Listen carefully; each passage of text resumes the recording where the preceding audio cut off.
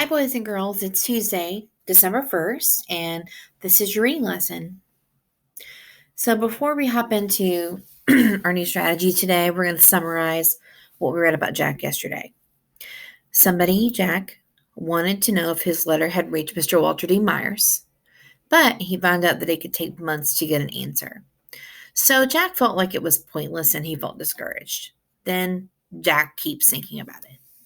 So, that was a wrap up of yesterday's reading.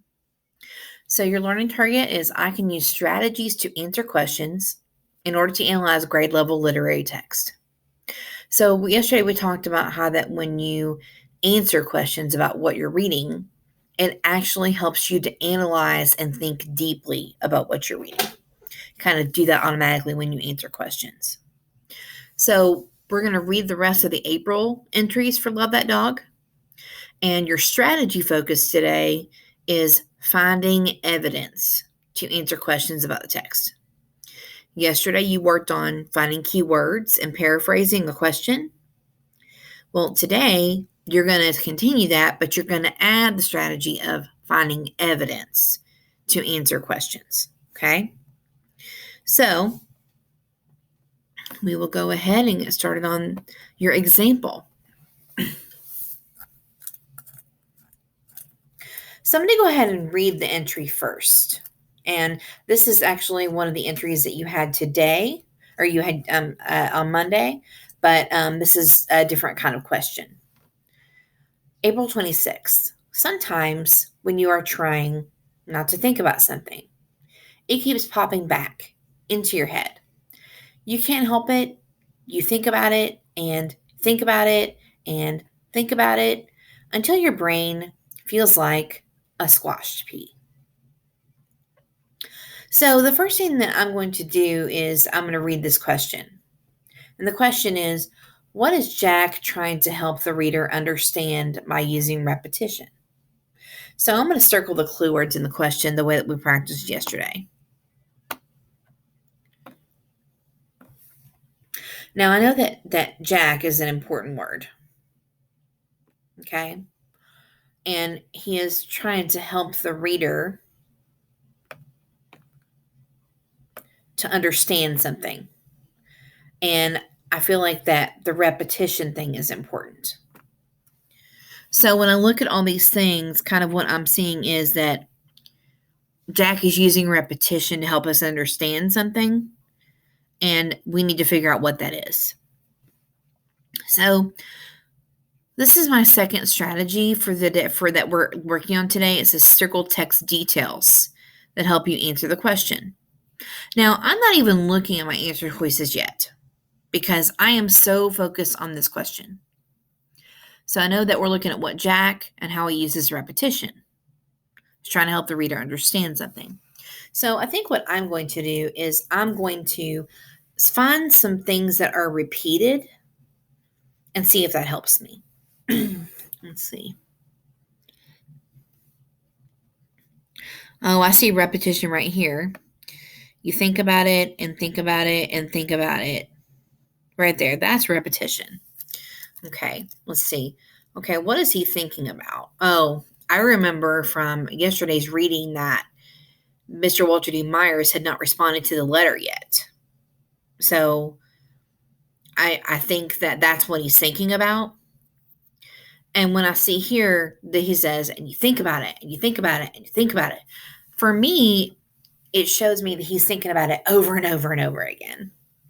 Okay?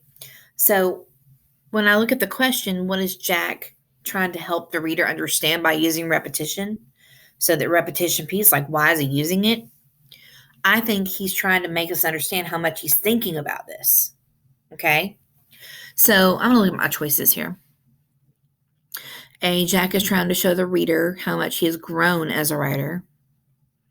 I mean, he's grown as a writer, but I don't think he's talking about him growing as a writer here.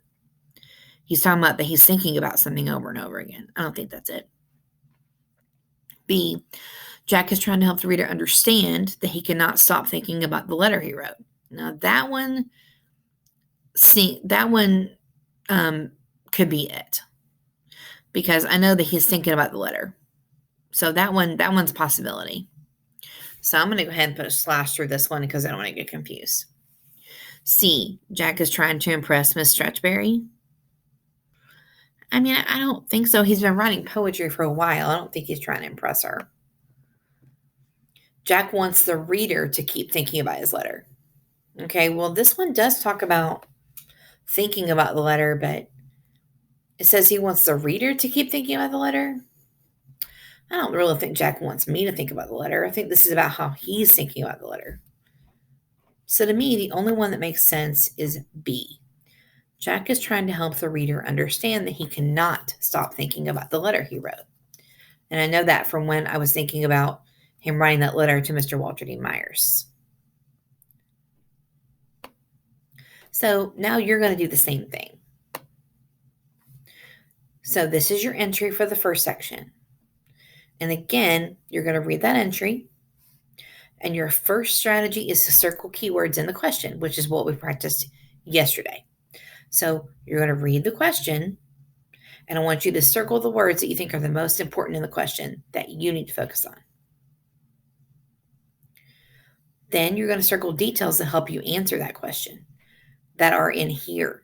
So just like I did with when I found the parts that Jack repeated in the poem, I circled those. That's what you're doing. So this is your question. I want you to find details that help you answer it. And then on this part, you actually answer the question with the highlighter.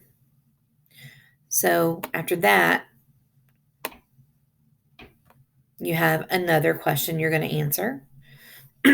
So you're going to read those entries, and then you are going to circle the keywords in the question. This is your question. Circle the keywords. Once again, underline details in here that help you with the question. And here, you're going to choose the answer that you believe goes best with the details that you found. And that is what you are doing for reading. I hope that helps.